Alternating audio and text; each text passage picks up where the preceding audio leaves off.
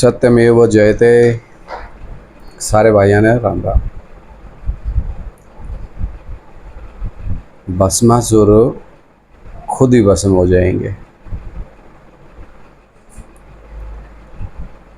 जो भगवान ने भगवान से वरदान लेकर के, भगवान से अमरताओं का वरदान लेकर के अपने आप को बाप का भी बाप समझ बैठे हैं, वो भस्मासुर ज़्यादा दिन तक नहीं टिक सकते। वो अपने ज्ञान से अपने आप ही भस्म हो जाएंगे।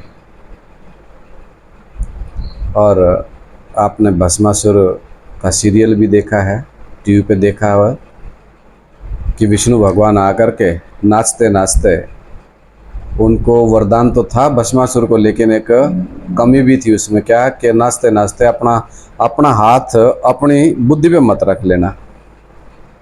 अगर अपना हाथ अपने सिर पे रख लिया तो क्या होगा, भस्म हो जाओगे।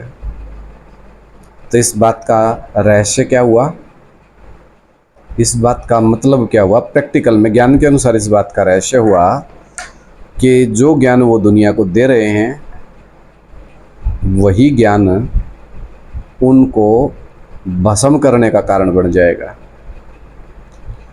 तो जो एक लंबे समय से ज्ञान सुन रहे हैं और अपने आप को ये मान रहे हैं कि हमने तो अमरनाथ को जान लिया, अमर हो गए, हमने तो अमृत पी लिया, इस ज्ञान को अमृत कहते हैं, और ये अमृत हमने पी लिया और हम तो अमर हो गए, और अब तो हम स्वर्ग में जाएंगे ही जाएंगे। लेकिन ऐसा नहीं है।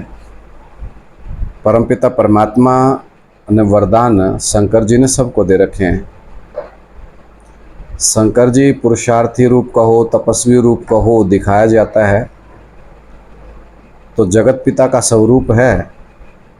वो सबको एक समान भाव से देखता है, समता भाव उसके अंदर है, जगत पिता है।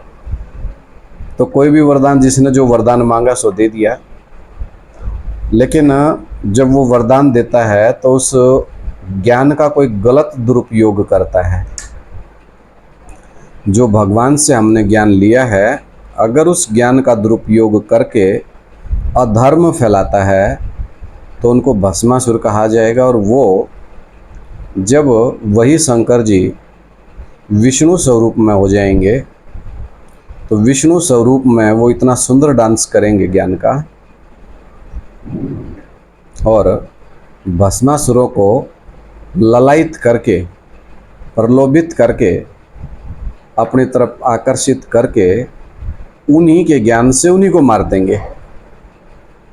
जो अधर्म फैलाने का ज्ञान वो फैला रहे हैं दुनिया में, भगवान कुछ नहीं, मैं सब कुछ, तो ऐसे भस्मासुर अपने ज्ञान के कारण खुद ही भस्म हो जाएंगे। तो जो भस्मासुर हैं वो समझ लें। लेकिन दिक्कत की बात है, इस दुनिया में अपने आप को गलत तो कोई मानता ही नहीं।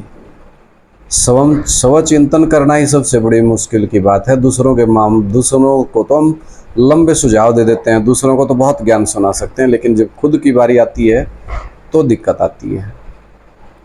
तो साथियों, भस्मासुरों को पहचानो, उनसे बचो, उनको होना है भस्म।